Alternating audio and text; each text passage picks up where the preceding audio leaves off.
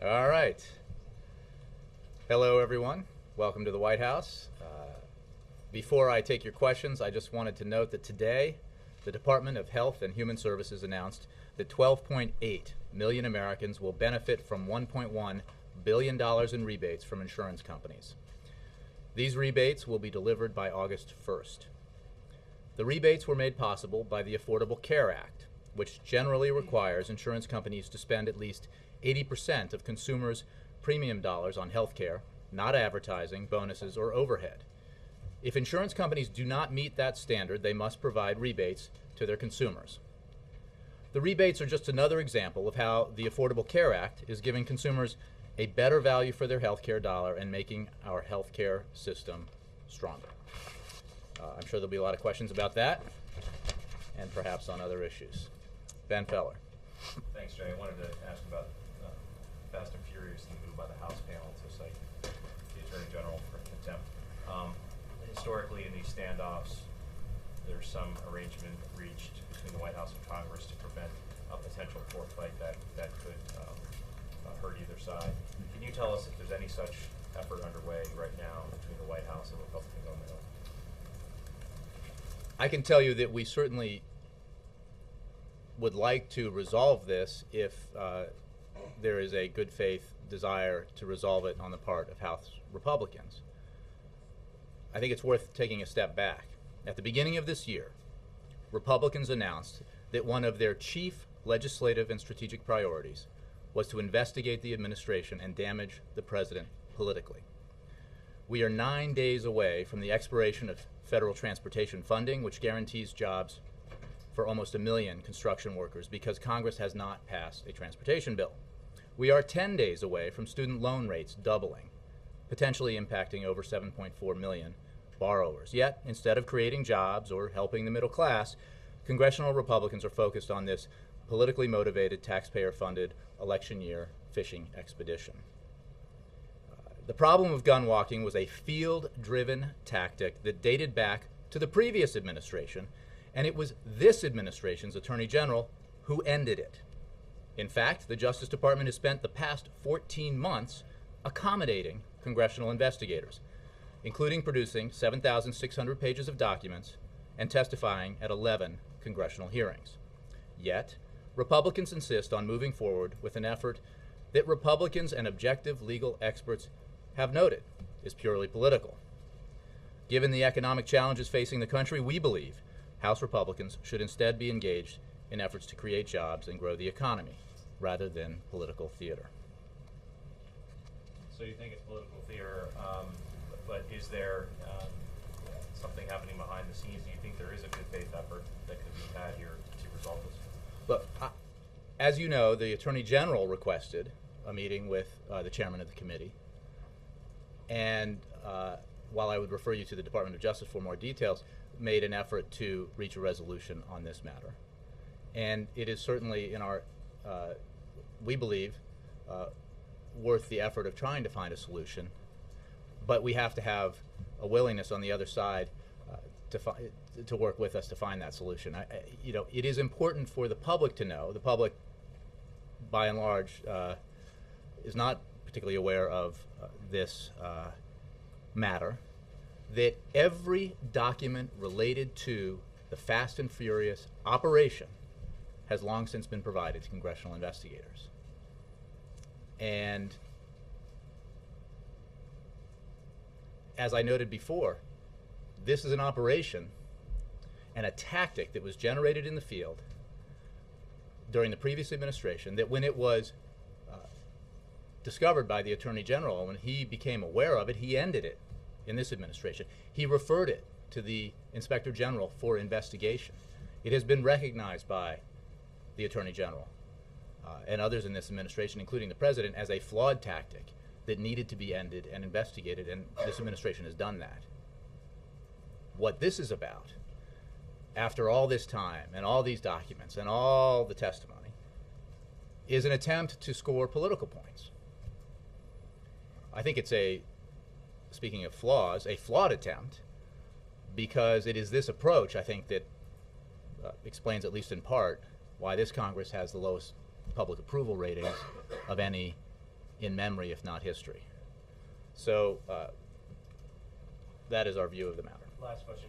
Can you clarify or elaborate on what you mean by every document has been provided when the President has exerted privilege on some documents? Correct. The issue here is about after the fact internal documents that have to do with the executive branch's ability to operate appropriately and independently in response to congressional investigations and media inquiries. Everything that has been, every piece of documentation that relates to the operation itself. If the interest here is in the operation, how it came about, its origination, how it was approved, why such a flawed tactic was employed, that has been provided to congressional investigators. The assertion of privilege has to do with the protection of the executive branch's capacity enshrined in the Constitution and the separation of powers to deliberate independently and respond appropriately to congressional investigators' requests and to media inquiries. I would note also that, as I said, the Attorney General referred this matter, when he learned of it and put a stop to it, to the Inspector General. The Inspector General has access to all the documents at issue here and is investigating at the Attorney General's request. Reuters and then Jake. Thanks, Jay. On the resignation of the Commerce Secretary, does the President plan to nominate somebody else and try and get them confirmed? Well, first I would refer you to the President's statement thanking John Bryson for his service, noting Mr. Bryson's many decades of service both in the private sector and the public sector. And I would refer you to Secretary Bryson's letter explaining his resignation. Dr. Blank, Becky Blank, will serve as acting Commerce Secretary.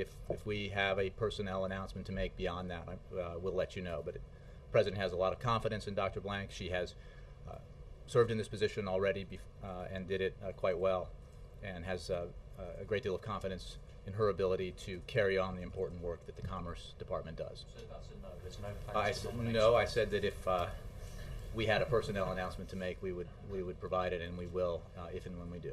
Okay, let's try on another thing. There's a story in the Times today about the CIA helping allies make sure that weapons don't get into the wrong hands in the Syrian opposition.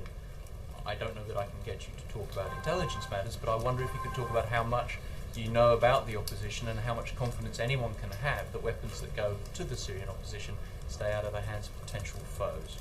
I appreciate what you noted, because I'm not going to discuss intelligence matters. I can say that as a general matter, and this is something I've noted before, that part of this period of helping the opposition consolidate itself has been one where we have evaluated who makes up the opposition, and we've certainly noted that there are some elements of the opposition that are not necessarily friendly to the United States. They do not make up the bulk of the opposition, and the opposition is not entirely unified, as you know. But again, that would be a separate matter from the issue that you raised at the top of the question. So how much confidence do you have that you know enough about the opposition that you can actually direct the flow of weapons in the right direction? Well, again, I'm not commenting on an article, so I can't. I can only say to you that our position on providing lethal assistance has not changed. What I can tell you is that we provide humanitarian aid to the Syrian people. We provide non-lethal assistance to the opposition, and we continue to work with the opposition in concert with our international partners to help them organize themselves, to help them develop greater capacities, all as part of the process of preparing for a political transition that the Syrian people absolutely desire and deserve, and that will take place. And that's not short of giving the opposition weapons. Again, we do not, as a matter of policy, provide lethal aid to the opposition. Jake.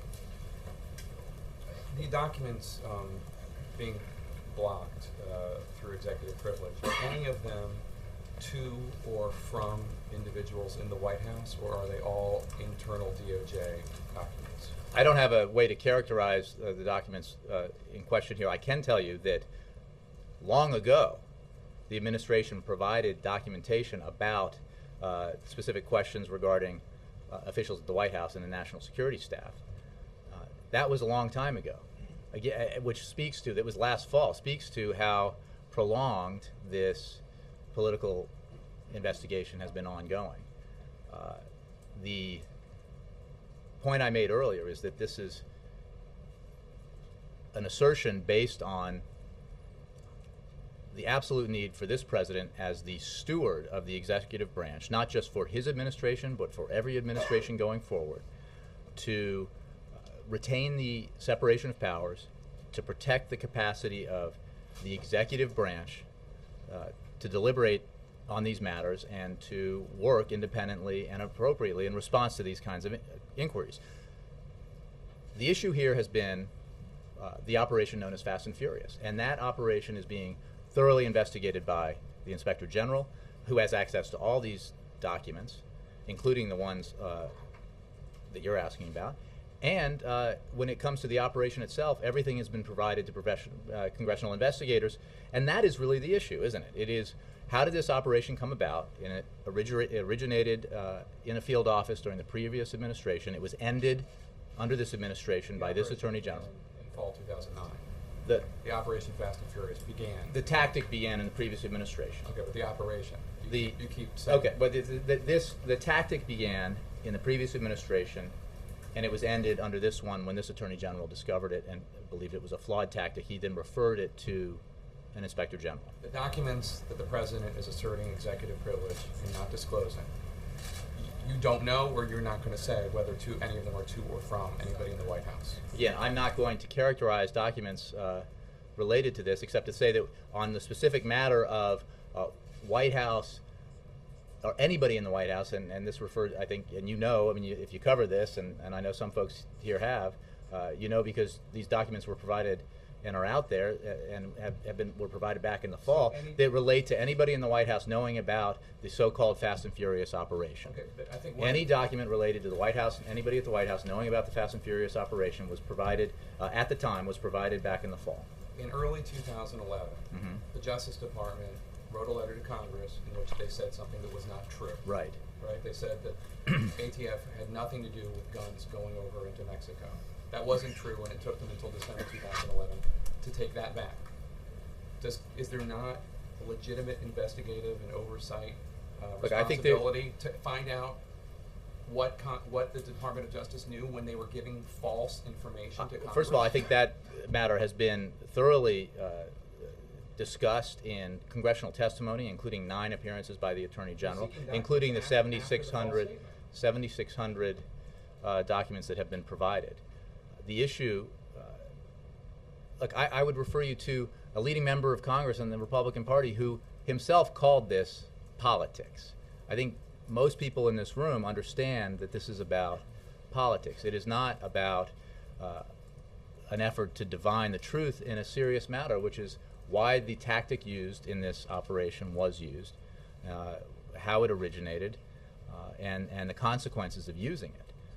This administration takes very seriously. The Attorney General, as demonstrated by the actions he took, takes it very seriously. And he has demonstrated his willingness to try to reach a resolution to this matter with congressional investigators. To this point, the interest of House Republicans has been to use this politically, as they previewed for the world in the beginning of this year when they made clear that that was one of their chief goals of the year. Jay, just one last question. As the family of Brian Terry, the slain Border Patrol agent at whose murder scene at least 2 of these guns were found, they disagree with your characterization about these investigations. They say that the Attorney General's refusal to fully disclose the documents associated with Fast and Furious and President Obama's assertion of executive privilege serves to compound this tragedy. It denies the Terry family and the American people the truth. That's a statement from the Terry family lawyer. Well, look, we absolutely agree with the need to find out the truth about why Fast and Furious happened, why the tactic that, again, was employed in the previous administration and different operations and was stopped by this Attorney General, why it came about. And that's why the Attorney General referred it to Inspector General. That is why we have provided Congress every document that pertains to the operation itself that is at issue here when you talk about the family that you referred to, and the Terry family. And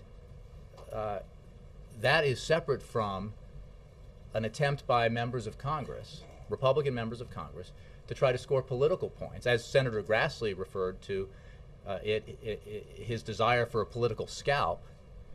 That is separate from trying to find out the truth about what happened in this operation, which this administration has been pursuing since the Attorney General discovered it. Let me move around a little bit.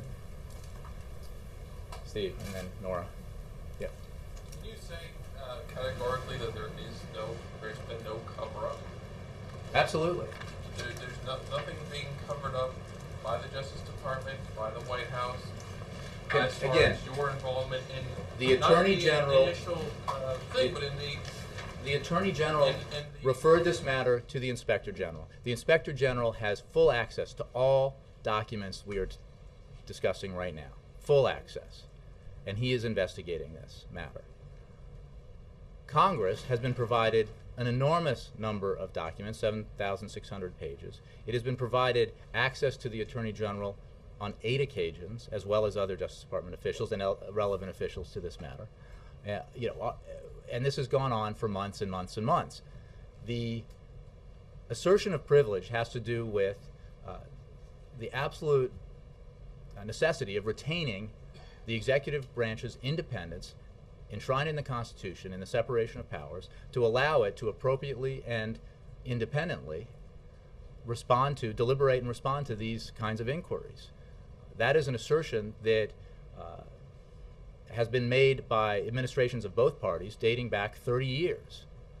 And that is the matter. That is what the issue is here. Again, the Attorney General of this administration ended this practice. He referred it to the Inspector General. The Inspector General has been investigating since that time and has access to all these documents. Yes, Nora. On Syria, is the United States, along with allies, willing to give President Bashar al-Assad safe passage out of the country? It is not for us to decide that. It is up to the Syrian people to decide the fate of Mr. Assad. And it is, I know the report you're referring to, and I would simply state that it is our position to work with the international community, to work with our partners, to try to bring about the political transition that the Syrian people desperately deserve.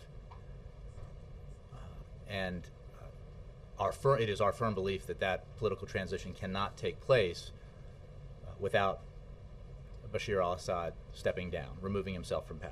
So what are you suggesting happens to Assad then? I think that Once he removes himself from power? Well, this is not a matter for the United States to decide, certainly not alone. And the fact of the matter is we need to... President Assad has not made any indication, I think he's made every indication to the contrary, that he is going to participate in this political transition that his people are demanding. Instead, he has launched a brutal assault against his own people, an assault that continues to this day. But the U.S. Policy position is to call for a peaceful political transition. Is there no answer with what to do with Assad once he steps down? Again, that is not something that the United States decides. This is an issue I think you recall that was raised during the Libya situation. The United States does not make a decision about the disposition of leaders who remove themselves from power. That's obviously up to the Syrian people. But perhaps Yemen is a better comparison. Is the U.S. encouraging Kofi Annan to host sort of a conference type where there would be a transition of power like they did in Yemen and President Saleh got immunity? Is that a potential option? You know, I'm not going to negotiate from here an outcome in Syria, except to say that our clear position is that Assad has no place in Syria's future. He has long since relinquished any claim he had to a spot in Syria's future as its leader by the horrific actions he's taken in an effort to thwart the will of the Syrian people and to retain his own hold on power. And then final question on Syria. After the bilat between President Obama and President Putin, there seemed to be some indication afterwards from U.S. officials and others that Putin expressed that he was not wedded to Assad. Is that correct? I'm not going to speak for President Putin. I can only tell you that, as the president said and others said, that Syria was certainly a topic of discussion during their lengthy bilateral meeting. And the two leaders share the desire for an end to the violence in Syria.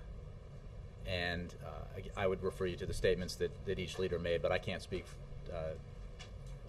for President Putin from here. Ed? Since we're talking about transparency and Fast and Furious, a quick one on Bryson. Secretary Bryson is stepping down. You've added an event with the president and Secretary Bryson. Why is that not open to the entire media and to television cameras? We haven't seen him since the hit-and-run incidents. Maybe people want to ask a question. Maybe we want to see how healthy he is. Why is it not open to cameras? Secretary Bryson submitted his resignation letter. The president accepted it. It is a matter in terms of his medical condition. I would simply refer you to his letter of resignation and refer you then to him and to the Commerce Department for further questions about that. This is a situation where the president is meeting with Secretary Bryson to thank him for his service, to thank him for the months he spent as Commerce Secretary, and to commend him for his lifetime of service in the public and private sector. You repeatedly on Fast and Furious kept saying that the Attorney General deserves credit for ending the gun running operation, but you seem to be leaving out the fact that Agent Terry was killed, and not mentioning. Not at all, Ed. No, That's no, an but you're insult. not mentioning. Does he not deserve the Attorney General some? You're giving him credit for ending the operation. Does he not deserve some blame for the fact that this gun running operation resulted in a federal agent being killed on his watch? Well, the Attorney General made clear and has made clear on numerous occasions, including the 8 times he has testified on Capitol Hill with regard to this matter, that he, when he learned about it, took this matter exceptionally seriously. That is why he ended it, and that is why he referred it to the Inspector General for investigation. This is a tactic that was employed in operations in the prior administration, during the prior administration. It was a field-driven tactic. It was not something that was generated out of Washington. When it was discovered by the Attorney General, he put an end to it, and he launched or requested an investigation into it. I think that demonstrates the seriousness with which he regards it. You've also given the Attorney General credit here in this briefing for turning over, I think you at one point said, every page to Congress, 7,600 pages. But my understanding is the Inspector General at the Justice Department has gotten tens of thousands of pages. I think the number is something 70, 80,000 pages. So how can you say every page has been turned over if Congress has gotten about 10% of it? Well, I think you're engaging in a little selective listening, but what I did say is every page related to the Fast and Furious operation, and that is what is at issue here. How did this operation come about? How did this tactic begin to be used? A flawed tactic, which everyone recognizes, including the Attorney General, the President of the United States, congressional leaders of both parties, was a flawed tactic and a mistake. And that's why this Attorney General referred this matter to the IG for investigation. What is being, the documents over which privilege is being asserted are internal executive branch documents that have to do with response to congressional inquiries, response to media inquiries. Those kinds of deliberations have been protected under privilege as a matter of the separation of powers enshrined in the Constitution by administrations of both parties dating back 30 years. How many pages is the I don't have a president shielded? page count for you, Ed. Well, why not? I mean, you have given I us just no don't. information about what is covered by what the president is claiming executive privilege on beyond the broad protecting advisors' advice. As you, I think, perhaps more than others, given the interest in this at your network, knows that the administration, principally the Department of Justice, has cooperated extensively with congressional investigators, provided extensive documentation. The administration has even provided documents related to an interest in whether or not people in the White House knew of this operation at the time, and provided that let me finish, please, Ed, and provided that last fall. And there wasn't a lot of interest in it because it disappointed those who were trying to make politics out of this. And here is the central fact of this matter. This many months into it, this many months where House Republican leaders have been focused on this rather than helping the economy grow or helping it create jobs, is that there is no evidence of anything beyond what the Attorney General has said about this matter. And our level of cooperation has been extensive. But when you say going back to last fall, the president's executive privilege claim only came in yesterday. So why are we getting no information? Because we made how many pages it is, and how broad is the scope? I mean, what does it cover? Ed, I can attempt to get more details for you in terms of what it covers. I don't have page numbers for you. What I can tell you is that the assertion of privilege came at the time when it became clear that there was no intention to resolve this matter, at least to that point, in a good faith effort by House Republican leaders, that they were committed to their previously publicly announced intention to hold a contempt vote, a highly political gesture, a completely partisan vote.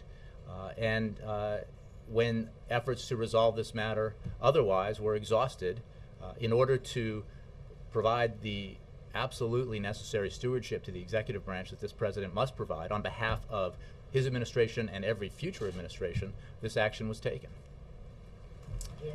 Steve. On this question of how far the privilege goes, traditionally privileges involved either the interactions with the White House and the White House staff or national security. In this case, it seems to go beyond that. Is it a general thought in the White House that executive privilege assigned, is it applied to all the executive branch, even in Well, Steve, I'm not the counsel, but I think that you need to do a little research. The truth is our assertion is consistent with the positions taken by prior administrations in disputes with Congress that date back to the Washington administration in 1792.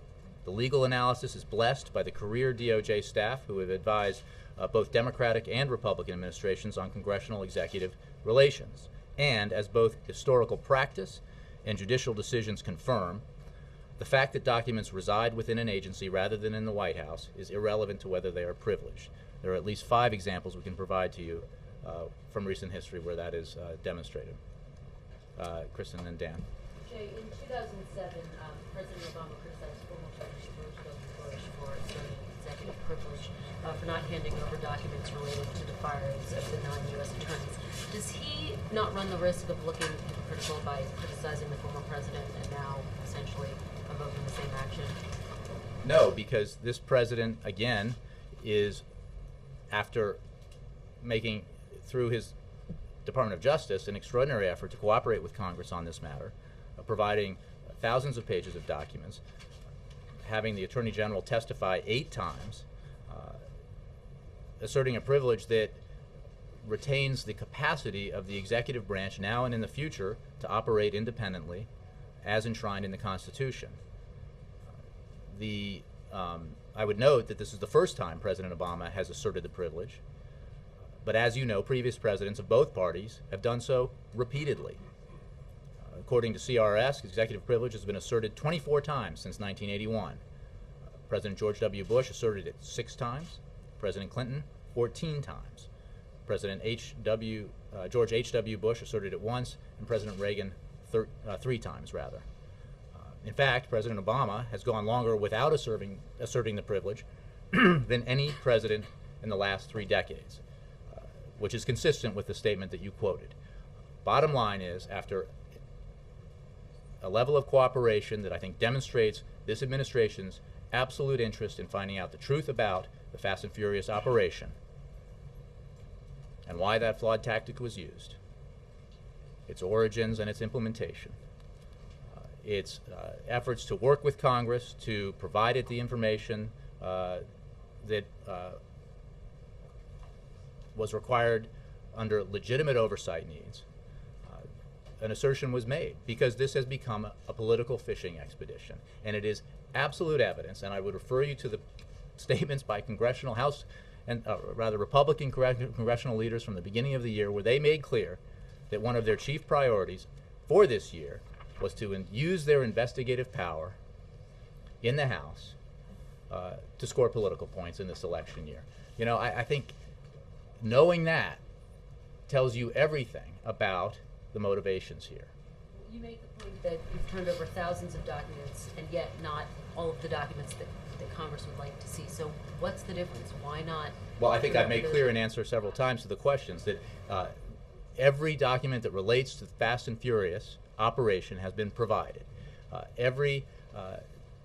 And others have been provided that, as I mentioned last fall, that relate to any knowledge anybody in the White House had contemporaneously about the Fast and Furious operation. Again, as part of an effort to cooperate, as part of an effort to resolve this matter in a professional way, not in a partisan way.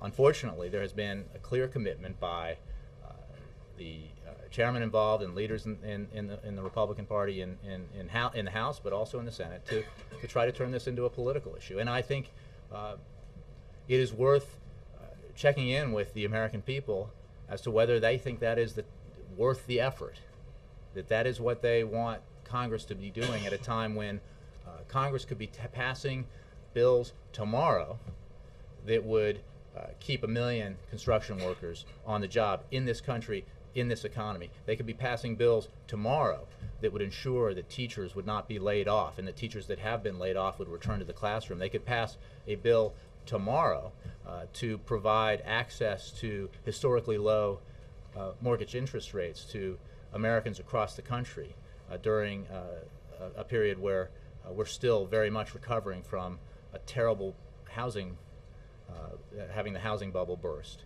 and the crisis that ensued for so many families with regards to the values of their homes. These are actions that the American people expect Congress to take. They do not expect Congress to waste time on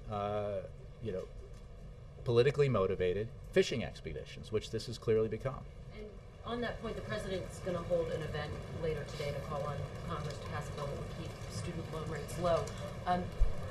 Leaders in the House and Senate, the Republican Party, say that they haven't heard from the president or from anyone in the administration in recent days in response Well, that's to a letter simply that not they sent. true. It's not true? It's simply not true. I can't speak to any communications the president's had. As you know, he was participating in the G20 summit, but we are actively working with members of Congress to get this done. Absolutely, in both parties. And the fact of the matter is, the only reason why we're having this discussion is because President Obama raised it, brought it to the public's attention, went around the country talking about it. You would not be hearing about the absolute necessity of ensuring that these loan rates didn't double if it weren't for President Obama's decision to highlight this need. And in the end, we're going to get this done, I believe, because that's the action that he took. And we are actively working with members of Congress to get this done. We've seen this pattern before. Refusal to act, refusal even to acknowledge there's a problem, unless and until the president highlights it, goes around the country talking about how it matters, how, contrary to the assertions of some in the Republican Party, education is very much an economic issue, how, contrary to the assertion of the Speaker of the House, this is not a phony issue, it is a deadly serious issue for more than 7 million students in America. And that's why we have to take action on it, and that's why in the end we believe that we can get there and get it done. Well, have you gotten closer to determining what a pay for would look like? I think that I will not negotiate from here the particulars, but the answer is yes, broadly speaking, because as you saw, which again is part of the pattern, when there was a recognition by Republicans that this had to be done because the public insisted on it, there was a kind of a slightly angry effort to have a scalp thrown in by having non-germane, irrelevant pay-fors attached to it. But now we're getting to a point where we can hopefully reach an agreement that everybody can sign on to that will ensure that in just a few days these loan rates won't double for 7.4 million or 3 million American students. I think Dan, yeah. During her press conference this morning, Nancy Pelosi suggested that Republicans were going after the Attorney General because he has been fighting voter suppression in various states. And in fact, as she wrapped up her press conference, she again reiterated that point. Does the White House share that view? I can't get into, or I cannot divine the motivations behind what I think I've clearly suggested is something we believe has become a fishing expedition. It's unnecessary and unworthy of Congress at this time when they could be acting on things that the American people care about, that could help the economy grow, help put teachers back to work, and can keep construction workers on the job. I didn't see the press conference that you're referring to. What I do believe, and what we do believe, is that Republican leaders have, and Republican members of Congress have, through the actions that they've taken with regards to this matter, lived up to their announcement at the beginning of the year that one of their chief legislative and strategic priorities would be to investigate the administration and damage the president politically. If you don't believe me, I refer you to them. They said it, and they're acting on their own agenda, which is unfortunate for the American people. Earlier you said that you would like to see this resolved. As part of that resolution, do you see a point where the White House, the administration, would be willing to hand over these documents in question, perhaps with some conditions? No, I'm not going to negotiate from here how that would work. I'm not the appropriate person to do that either in here or with members of Congress. I would simply say that we have made every effort to resolve this matter, to cooperate with Congress, to provide the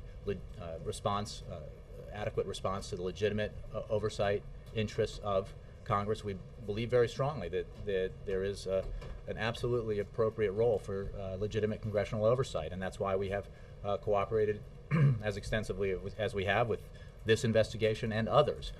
It may be why, as I pointed out in response to another question, given the history of assertions of privilege of this kind in the last 30 years, this president is asserting it for the first time at the latest point of any history in those, at the latest point in his term of any president in those past 30 years. But there is a point beyond which it is his responsibility as steward of the executive branch to the American people and to future presidents and future administrations to retain the congressionally enshrined separation of powers, to retain the capacity of the executive branch to deliberate and consult internally so that it can appropriately and independently respond to inquiries like this. The Bryson case. Is the White House conducting any kind of inquiry into those accidents, or is this just a police investigation? The White House is not, and again, I would simply note that on this day that Secretary Bryson has submitted his resignation and the President has accepted it, that our interest is very much in thanking Mr. Bryson for his service, both in this administration and his service both in the private and the public sectors over the many years, and to wish him well. Dave. Yes, Jay, you said to an earlier question that there was no White House cover-up involved in these documents that the President has declared privilege on. And you also said, just again, that the President is trying to protect the constitutionally enshrined power of the executive branch to make decisions independently. In the documents in question, is there any information that, if put on the public record, would jeopardize national security interests or embarrass the White House? Well, those are... I'm not going to give you a readout of documents that are under question here and relate to the assertion of privilege. What I can tell you is that there is nothing in these documents that pertains to the Fast and Furious operation, and there, and I would simply note and have you ponder the fact that the Attorney General referred this to the Inspector General for investigation, and the Inspector General has access to all documentation as a member of the executive branch. And I guess the question is, we have. Are you declaring it mostly on principle to ensure this separation of power? This is or all, there this an is, issue of thank you for national phrasing that. This is entirely about principle. It has nothing to do. No. This has nothing to do. We have been absolutely clear about the fact that this operation, used a tactic that originated in a field office that was flawed, that was wrong, and that had terrible consequences for the Terry family, and should not have been employed. And this Attorney General, when he learned about it, put an end to it and referred it for investigation. I think that is long before this became an issue for House Republicans to politicize. This was something that the Attorney General made sure was being investigated by the Inspector General. In terms of the assertion of privilege, it is, as I've said, I think on a number of occasions already today, absolutely about the principle. It is not something that the President takes lightly. He does it because it is his responsibility as steward of the executive branch to retain the capacity of this administration and every administration going forward to function appropriately and independently from the congressional branch of government. And I think, again, in answer, I think, to Ed's question about why is he doing it just now, because we have been working so hard to cooperate and reach agreement with congressional investigators as they pursued their legitimate oversight into Fast and Furious operation. But as they've made clear in their own statements, that's not what seems to be the motivating factor here. Yeah, Jared. Is there a search underway for a permanent replacement for Bryson, or who would head that? I don't have any personnel announcements to make, and if I do have one, I'll be sure to let you know. Search, not a Dr. Blank has been acting Commerce Secretary in the past. She did an excellent job. The President has full confidence in her ability to serve in that capacity again. Today we are thanking John Bryson for his service. And a follow-up. Yeah. For the last couple of days, Senator Marco Rubio has expressed frustration that he wasn't consulted before the President made his immigration policy announcement. Why not? Considering he said he was working on something along the same lines. Well, Congress has had the ability to act on this ever since Republicans blocked the DREAM Act, even though it had a majority vote in the Senate. And what the President made clear in his statement in the Rose Garden on Friday is that this is a temporary solution. This is not a permanent solution. Congress needs to act so that we have a permanent solution. This is, and then to your point, this is an announcement, first of all, made by Secretary Napolitano. It has to do with building on an enforcement decision and about prosecutorial discretion, and this is about implementing our enforcement priorities. It is not about, as it has been reported as an executive order. Let's just be clear, it is not an executive order. This is an announcement made by Secretary Napolitano that is about the enforcement of our priorities, which, as I think we've made clear and demonstrated by the numbers, we believe should be focused on those who are criminals and those who are dangerous. And that is what this new development that the President discussed in the Rose Garden that Secretary Napolitano announced is aimed at, which is ensuring that we are enforcing the law in a way that makes the right decisions in terms of priorities and does not unfairly and unnecessarily punish people who come to this country through no fault of their own, often as infants or young children, who consider themselves American and are American in most ways, who contribute to this society and could be staffing our labs and attending our colleges, and that's what this is focused on. But is there a way to build support? I mean, reaching out to a senator who clearly has a lot of... Look, the President has made clear all along that he is very interested in a legislative solution to this situation. Well, we have, broadly speaking, reached out to members of Congress. Look, we have a situation here where the nominee of the Republican Party, the head of that party at this point, has said he would veto the DREAM Act. That is not encouraging as a sign of cooperation or willingness by Republicans, unfortunately, to... Well, Senator Rubio is one Republican.